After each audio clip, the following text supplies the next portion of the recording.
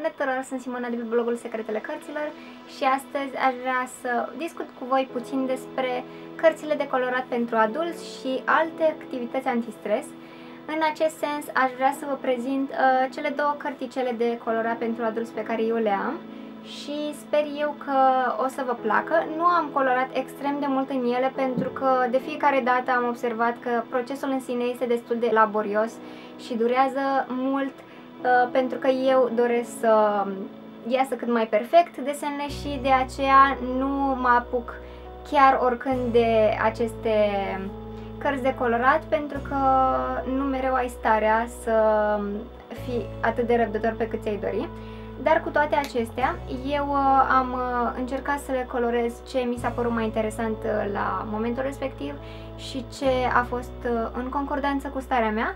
Așa că o să vă arăt cam ce am reușit eu să fac și voi mai reveni pe viitor cu alte progrese, alte detalii, așa că poate, nu știu, vom face o chestie din toată treaba asta. Ca să o iau în ordinea ascendentă a achiziției cărților, prima carte pe care vreau să vă arăt este Tărâmul Viselor. Este creată de Mili Marota, care a ilustrat-o și, desigur, ea este capul răutăților în acest caz.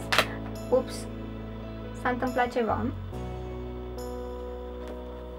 Cartea este extrem de frumoasă, are o copertă foarte faină, are, nu știu cum să vă zic, lucește totul pe această copertă, pe partea din față, și cotorul este foarte simpatic și lucitor. Se deschide cam așa, are aici o ilustrație extrem de mare pe care puteți să o colorați dacă doriți. Eu m-am apucat să o colorez, dar am realizat că aceeași ilustrație este și în interiorul cărții, așa că o voi colora pe aceea la momentul respectiv. O să vă arăt cam cum arată ea în interior, ca să aveți o idee cam câte ilustrații sunt și cam care este treaba cu aceste cărți de colorat. Din câte poate ați văzut, pe copertă scrie Tărâmul Viselor, că așa se numește cartea, o aventură în culori cu animale și mii de flori, dar Mili Marota are multe alte cărți de colorat de acest tip. La noi au apărut, nu mai țin minte exact câte, o să inserez aici imaginile ca să vedeți care sunt cărțile pe care voi le puteți cumpăra dacă sunteți interesați. Și o să vă arăt acum ce am reușit eu să colorez și ce aș dori să colorez în continuare. O să o iau cu începutul, nu știu de ce o iau invers. Este foarte ciudat ce fac astăzi. În primul rând am colorat acest elefant pe care probabil l-ați descoperit deja pe blog și într-un filmuleț anterior, când v-am arătat procesul de colorare, care a fost destul de lung, pentru că m-am chinuit să filmez, este greu când nu ai trepied.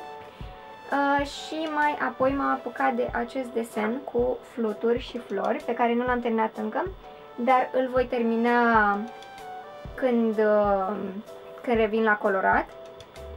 Apoi am mai colorat de fapt două păsări foarte simpatice, un fel de guguștiuc, porumbel, ciofiel și un peruș foarte simpatic, care zic eu că a ieșit drăguț. Are culorile aceste vii pe care le-am folosit, numai bune de a îți înveseli ziua, zic eu, și a te relaxa. Apoi ce am mai colorat, să vedem ce am mai colorat. Are, desigur, nenumărate imagini. Sunt pești pe aici, vă mai arăt așa ce mai găsesc interesant. Niște moli, cred, niște pagini complexe cu flori pe care cred că le voi colora la Sfântul Așteaptă, pentru că este foarte mult de lucru. Buvnițe drăguțe, încruntate, cocoși, broaște testoase, pești, păsări. Ce am mai colorat? Că am mai colorat ceva. M-am apucat de niște meduze pe aici, care sunt extrem de colorate, și mai am două pe care nu știu exact în ce culori o să le fac, dar voi vedea la respectivul moment. Și că meduzele pot pișca urât de tot. Asigură că cele de aici vor străluci în lumina rece a lunii. Wow! Ce profund! Eu acum am sesizat ce scrie acolo. Ce mai avem? Gorile, rinoceri. V-am zis că nu am apucat să colorez foarte mult, ceea ce este trist, dar voi încerca să mai revin la această carte. Mi-ar plăcea să colorez aceste girafe, poate le voi colora în continuare. pentru că sunt drăguțe girafele și cred că va ieși ceva super fain. Și avem și un hipopotam. Da, cred că atât am colorat în această carte, pe care eu mi-am luat-o, cred că în vară, de la... în vară sau mai puțin mai înainte. Era Gaudeamus, cred că venise. Ba nu, era prăvălia cu cărți în portul Tomis din Constanța, organizase un târg de carte și de acolo parcă mi-am luat-o. Și mi s-a părut super faină și mi-o doream pentru că era prima carte de colorat care a apărut la noi, de colorat pentru adulți, a se înțelege. Și, da, într-adevăr, cred eu că are un efect antistres și vă poate destresa după o zi lungă sau în momentele în care nu știți ce să faceți, o puteți lua din raft și să vă apucați să colorați.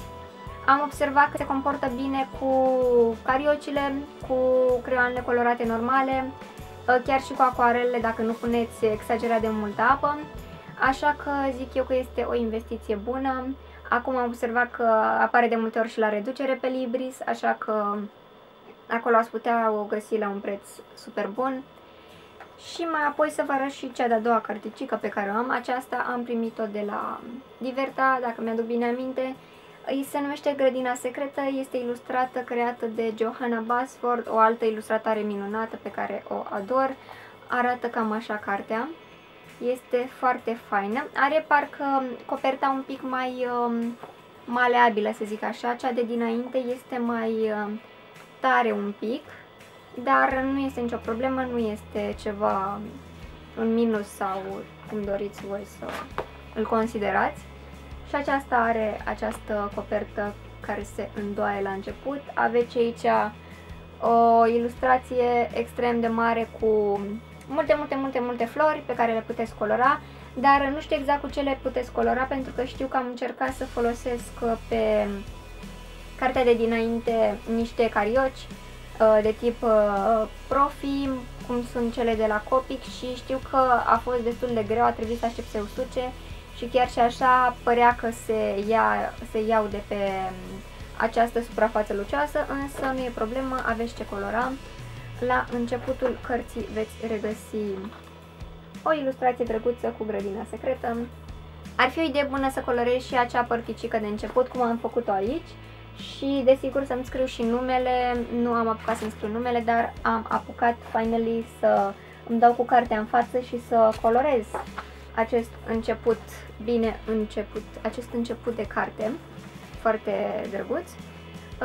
Pentru că mai apoi să deschid cartea și să mai dau una în cap cu ea și să observați că la început avem o descriere despre această cărticică și o listă de elemente din Grădina Secretă care se ascund printre pagini. Astfel avem o serie de imagini cu pisici, rechini și alte nebunii. Și ne spune, de exemplu, că vom găsi o veveriță ascunsă printre pagini, 16 albine, 63 de gândaci și alte drăcovenii din lumea animalelor și a plantelor. Prima imagine pe care o să vă arăt este una foarte faină. Din câte observați, într-adevăr, ilustrațiile sunt reprezentative pentru titlul cărții, Grădina Secretă, multe frunze, multă natură, multe vietăți. Aceasta este o ilustrație pe care eu încă nu am terminat-o. Este cu o buvniță de toamnă, aș putea o numi eu.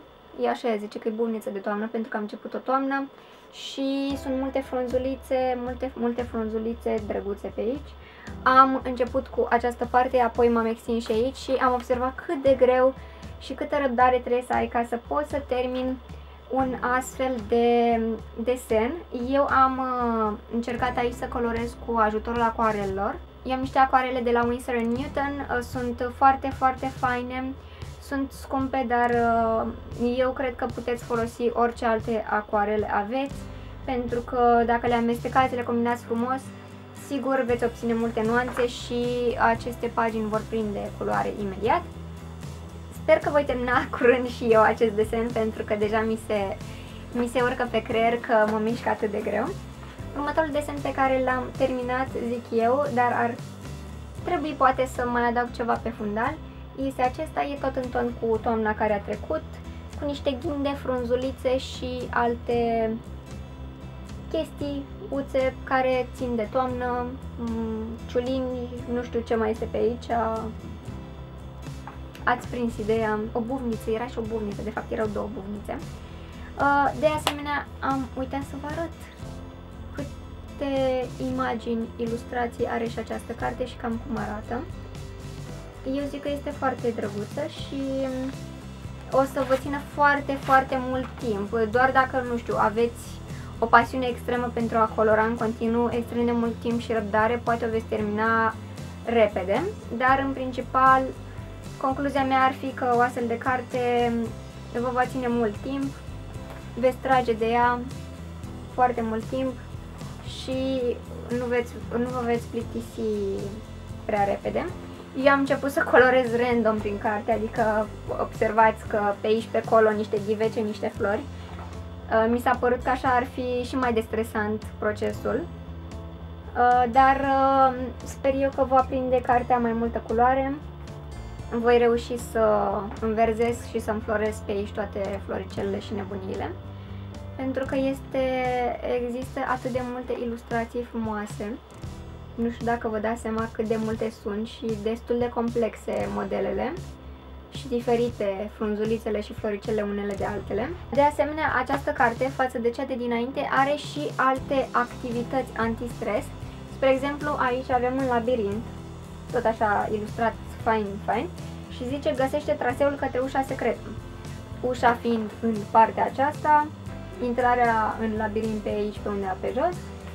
Va trebui să trasați poate ceva, nu știu, depinde ce idei trăznite aveți, ce vă vine prin minte, ca să faceți aceste două pagini cât mai colorate și interesante și, desigur, creative. Ca este toată ideea, să fii creativ, să te relaxezi, să colorezi. Se pare că nu mai am alte lucruri colorate pe aici, din păcate, dar doream să vă prezint așa ca un început cam care este treaba cu cărțile de colorat pentru adulți, cam ce conțin ele, ce puteți să folosiți pentru a le colora, pentru că am observat că multă lume întreabă ce culori folosesc când colorez sau ce aș putea să utilizez fără să, nu știu, să-mi fac griji că se strică pagina sau că se imprimă pe pagina cealaltă. Cred că este la alegerea voastră ce alegeți. Probabil că markerele de tipul celor, nu știu, celor mai profi, cum sunt de la Copic, de la... m-am oprit, de la ING sau alte marcare care considerați că imprimă pe partea cealaltă, nu ar trebui folosite dacă nu știu, dacă nu doriți să se întâmple lucruri. Dar cam așa arată treaba cu niște, ca să înțelegeți. Aceasta este pagina colorată de la început și se poate observa că se imprimă un pic pe pagina cealaltă, așa că cariocile normale sau markerele prea puternice, de fapt cariocile normale merg ok. Markerele prea puternice sunt, cele pe bază de alcool sunt mai problematice la această carte. La Tărâmul Viselor am observat eu că este ok treaba, pentru că are paginile mult mai groase și nu se imprimă. Să vă arăt un exemplu ca să nu ziceți că sunt eu nebună, dar voi reveni și cu alte detalii pe viitor. Aici am colorat cu carioci și nu se vede absolut deloc pe pagina aceasta, este clean, este safe. Dacă insistați, probabil se va vedea și aici, nu știu, dacă dați 50 de straturi cu carioca și insistați acolo ca nebunie, poate că se va imprima și aici, așa că da. Consider că atâta timp când nu insistați asupra unei pagini, la aceasta mă refer, foarte mult, cred eu că veți putea colora cu absolut orice, până și cu acoarele, v-am zis. Creioanele colorate ar fi cam acestea, cam așa arată cu creioanele colorate. Eu folosesc o serie de creioane colorate, îmi plac mult cele de la Creta Color pe care le achiziționez de la magazinul Pictorul și mai am altele random rămase de pe vremea când le utilizam și eu mai des, de la diverse firme. Dacă doriți să știți ce creioane sau nebunii mai folosesc, puteți să-mi lăsați comentarii în partea de jos. În principal am mai răspuns la aceste întrebări, dar ideea ar fi că am găsit unele super bune la preț la Carrefour, cred, sau nu, la Auchan, acum un an sau doi, și ele sunt de la firma Maped, cred că se numește. O să vi le arăt de fapt acum, pentru că am realizat că vorbeam cam în van. Ar fi o idee bună să vă arăt. Acestea sunt majoritatea creionelor pe care eu le-am folosit până acum. Mai am și altele, nu știu exact pe unde, dar o să vă arăt cam ce folosesc și cam cum arată și de unde le-am achiziționat. Acestea sunt creionele pe care eu le folosesc cel mai des. Cele de la firma Cretacolor, cred, sunt foarte faine. Mie îmi plac la nebunie. Sunt cam în jur de 2,50 lei sau 3,50 lei, bucata cred că 2,50 lei la magazinul Pictorul. Mie îmi plac foarte mult, au culori interesante. Aceasta este în culoarea Blue Violet, mai am și alte culori foarte, foarte faine. Aceasta este în culoarea Cyclamen, este un roz foarte drăguț, închis, mai închis, așa dacă puteți să sesizați. Apoi am și un portocaliu frumos pe care mi l-am achiziționat, cred că mai recent, se numește Permanent Red Light și arată cam așa la vârf. Este un portocaliu roșiatic foarte frumos și multe altele. Îmi place foarte mult acest violet, un mov foarte frumos pe care l-am tot utilizat. Îmi place că aceste creioane colorate de la firma aceasta sunt destul de moi, nu se rup atunci când le ascuți decât în cazuri rare și, nu știu, obții un efect foarte, foarte frumos pentru desenul pe care îl creezi. Aceasta este culoarea Chromium Yellow, da. Pe viitor probabil îmi voi mai lua și alte culori dacă le voi mai descoperi, pentru că nu erau extrem de multe în magazin. Dar cam acestea ar fi principalele pe care le am. Apoi am niște creioane colorate de la Color Peps Maped, nu știu exact cum, ce, de unde, care este faza cu firma. Sunt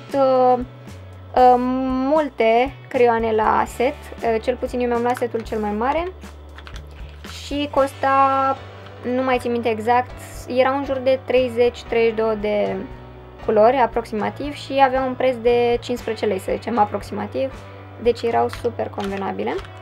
Apoi mai am alte creioane colorate, sidefate, care nu sunt așa de bune calitativ, în sensul că se ascut prost și se rup, dar sunt faine dacă ai răbdare să le ascuți de 10.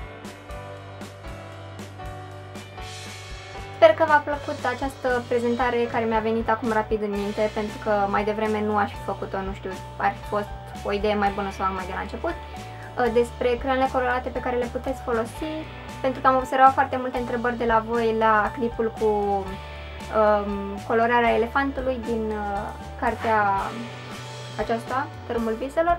Am zis să vă arăt cam ce creioane am eu. Am și multe altele pe care poate vi le voi arăta cu alte ocazie.